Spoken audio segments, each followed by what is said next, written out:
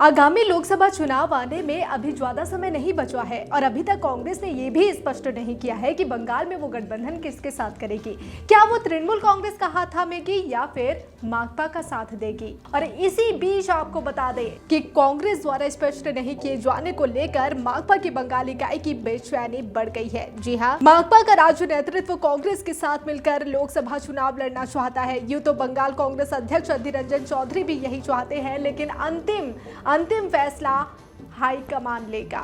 ऐसे में माकपा की कांग्रेस की गतिविधियों पर पैनी नजर है। सूत्रों के अनुसार माकपा ने कांग्रेस को अपने पाले में रखने के लिए दबाव बनाना भी शुरू कर दिया है। और इसी बीच अब आपको बताते हैं कि माकपा के राज्य सचिव मोहम्मद सलीम का क्या कुछ कहना है। दरअसल माकपा के राज्य सचिव मोहम्मद सलीम ने बंद दरवाजे के पीछे हुई राज्य कमेटी की बैठक में पार्टी नेताओं से कहा है कि कांग्रेस के लिए प्रतीक्षा करनी होगी। कांग्रेस जब भी गठबंधन को लेकर बातचीत करना चाहे उसके लिए तैयार रहना होगा। और इसी बीच मोहम्मद सलीम ने यह भी स्पष्ट कर दिया है कि कांग्रेस को या तो तृणमूल या फिर माकपा को किसी एक को चुनना होगा। संवाददाता सम्मेलन में उन्होंने साफ तौर पर यह कहकर कांग्रेस पर दबाव बनाने की भी कोशिश की है कि अगर वह माकपा तृणमूल दोनों को साथ चाहती है तो ऐसा संभव नहीं है। यानी मोहम्मद सलीम ने यह जता दिया है कि कांग्रेस को दोनों में से किसी एक को ही चुनना होगा।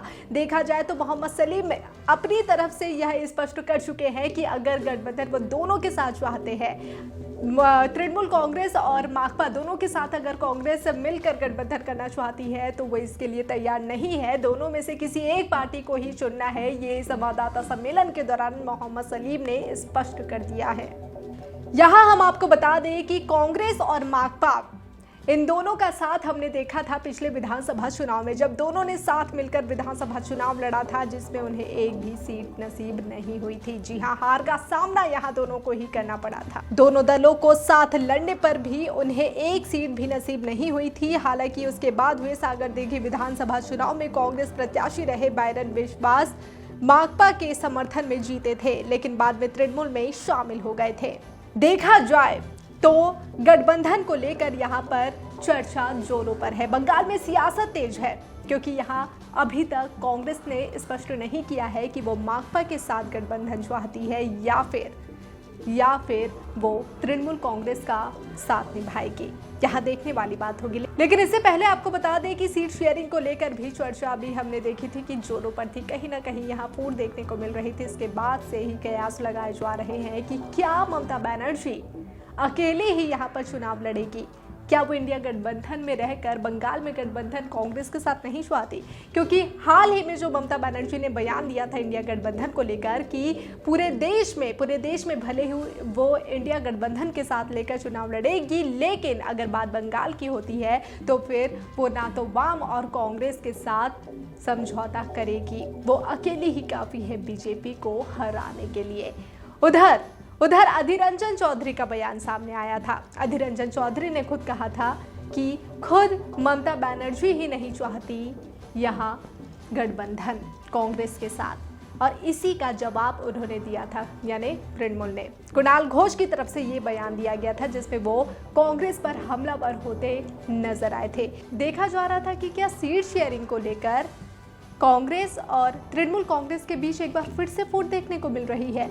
और इसी बीच जो अभी तक कांग्रेस ने स्पष्ट नहीं किया है कि वो किसके साथ गठबंधन करेगी, स्पष्ट तो नहीं की है, लेकिन माकपा को कहीं ना कहीं से ये उम्मीद है और वो इंतजार कर रही है कांग्रेस का कि कांग्रेस शायद तृणमूल कांग्रेस नहीं बल्कि माकपा का हाथ थामे।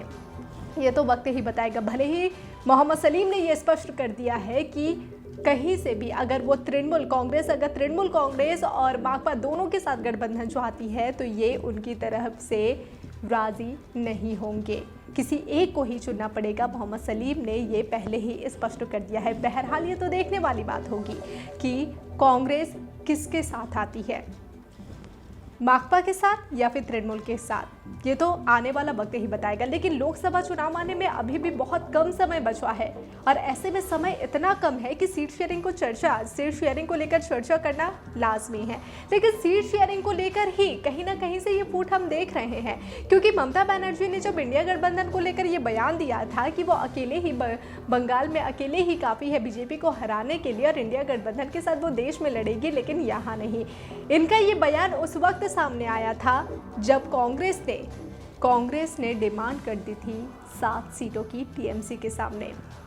बहरहाल ये तो देखने वाली बात होगी कि आगे क्या कुछ होता है इंडिया गठबंधन में सब कोई मिलकर, सभी राजनीतिक दल मिलकर चुनाव लड़ पाते हैं या फिर टूटकर बिखर जाता है, ये तो आने वाला वक्त ही बताएगा।